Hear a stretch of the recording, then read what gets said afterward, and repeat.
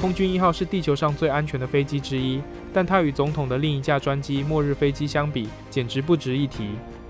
末日飞机是人们对一类飞机的非官方称呼，该类飞机在核战争、灾难以及大规模冲突中用作空中指挥所。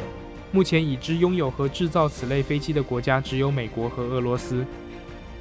在美国，末日飞机的正式名称为全国空中作战指挥中心。这些飞机允许三军统帅在飞机上发布命令和发动战争，同时也具有多种防御能力，其中包括承受电磁脉冲的攻击。末日飞机于上世纪70年代开始使用，它被认为是美国承受核攻击之后，美国总统得以幸存的最佳保障。它很少在公开场合被提及，美国空军甚至不会承认拥有这些飞机。与空军1号的舒适感不同，末日飞机本质上还是一个指挥中心，飞机上配备了数十名军事分析员、战略专家和通讯助手，这些人会在核战爆发后第一时间对总统进行指导。现今已知的末日飞机包括波音 14B， 上世纪70年代开发，由波音747-200客机改装而成。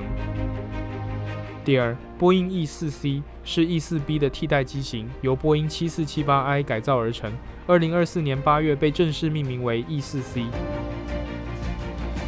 说回空军1号，空军1号与白宫一样，都是总统权力的象征，也是世界上辨识度最高的飞机之一。这架总统专机也是空中指挥中心，负责在和平时期和战争时期将三军统帅送往世界任何需要去的地方。以下是一些你可能不知道的关于空军1号的事实。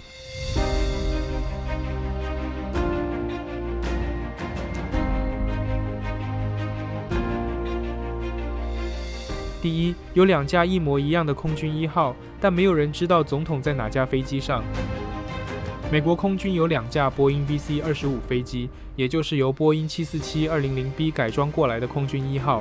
这2架空军1号的尾号分别是28000和29000，它们都涂上相同的颜色，拥有相同的设备和功能，从外观看根本无法分辨出来。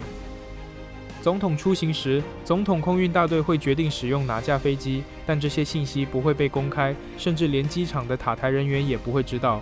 这种扑朔迷离的安排，主要是为了总统的安全考虑。除此之外，这也能确保总统的行程永远不会因维修问题而耽误。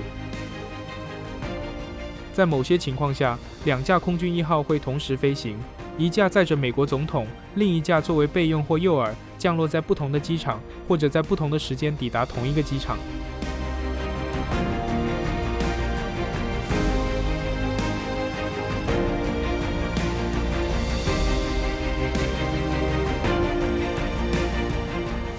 第二，出于安全考虑，副总统和总统绝不会乘坐同一架飞机。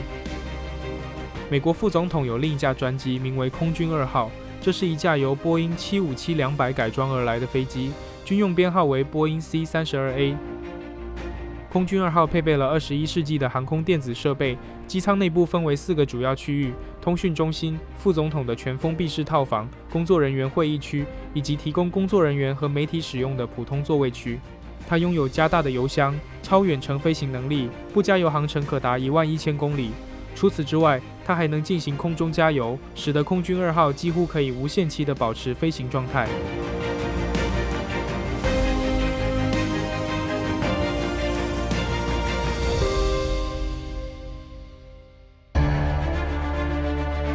空军1号的机舱可分为3层，最底层主要是货舱。底层的前舱是通信设备所在的位置，中间是行李和设备的存放区，尾端则是散装货物的存放区。这里共有2个楼梯可通往中层或主甲板，除此之外，底层还有2个舷梯或活动梯，让总统可以从这里上下。主甲板最前端，也就是第2层的前端，是总统的私人套房。这里有1张床、1张沙发、1间更衣室、1间浴室和厕所，还有1个小型健身房。套房的后面是总统的办公室。办公室后面是一个设备齐全的医疗所，这里配备了所有必要的医疗用品和设备，其中还包括与总统血型相匹配的血液供应。除此之外，医疗所内还有手术台，可以在飞机上进行急救。接下来是厨房，厨房内设备齐全，可容纳多名厨师，能一次过准备100人的餐食，一次飞行能准备2000份餐食。厨房的旁边是高级职员的小房间，然后是会议室，会议室也经常用作总统和宾客的餐厅。会议室后面是总统和工作人员的办公空间，这里备有无线网络、传真机、电话、电视等设备。继续往下走是主甲板的最后方，这里看起来更像一架商用飞机，是为宾客和记者们准备的空间。空军1号最上层是最机密的地方，一般人不允许进入。最前方是驾驶舱，有2名总统飞行员负责驾驶。驾驶舱后面是卫生间和机组人员的休息室，里面还有2张床。休息室后面是通讯中心，工作人员在这里进行空对空、空对地和空对卫星的通讯。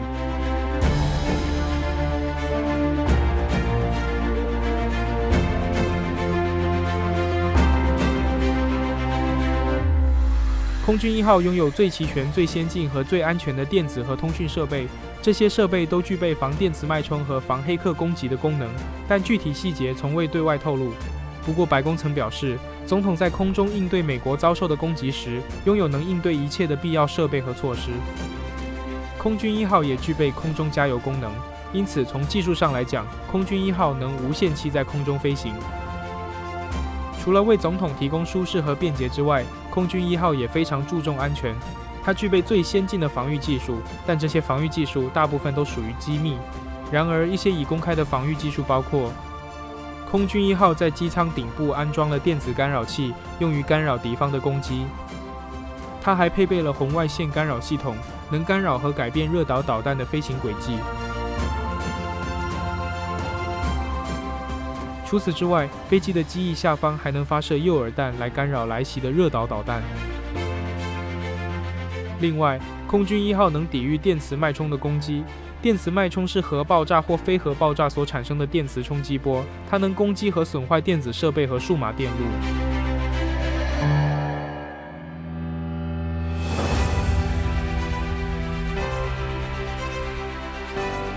刚讲完空军1号的安全设施，堪称世界上最安全的飞机。那么话题又回到前面，为什么说空军1号与末日飞机相比，根本不值一提？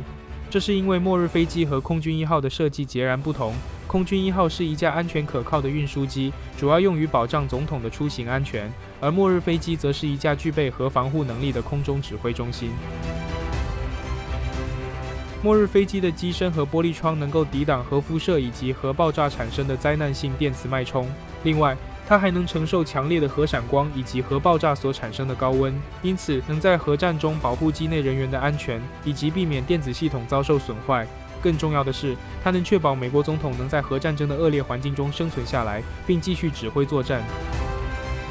据估计，末日飞机装有67个卫星天线，以便在最坏的情况下与全球各地的部队进行通讯，包括直接指挥海底核潜艇。因此，末日飞机拥有另一个绰号——空中五角大厦 （Flying Pentagon）。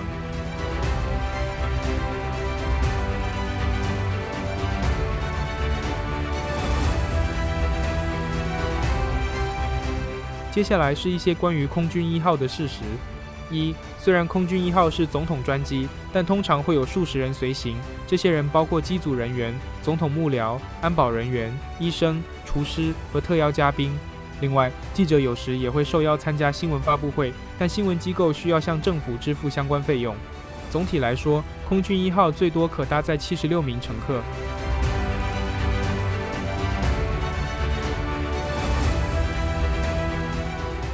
空军1号的速度相当快。尽管体积和重量都比一般飞机大，但空军1号的最高飞行时速可达600英里。相比标准型波音747飞机，最高时速为570英里。虽然这对于某些人来说还不够快，但在所有民航机之中，已经算是最快的了。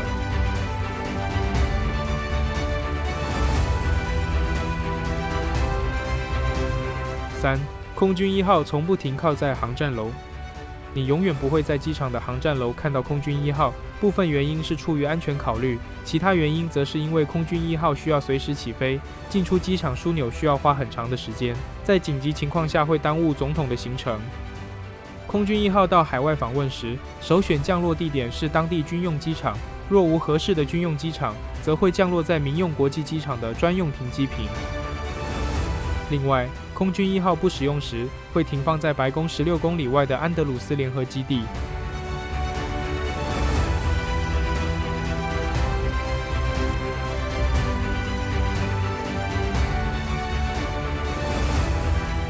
4. 现役空军1号即将被替换。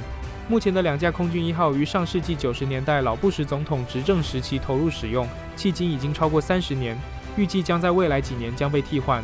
美国联邦政府与波音公司已经签署一项价值39亿美元的合同，订购2架新的波音7478客机，改装成新的空军1号。由于生产延误，飞机的交付期限最早也要等到2027年。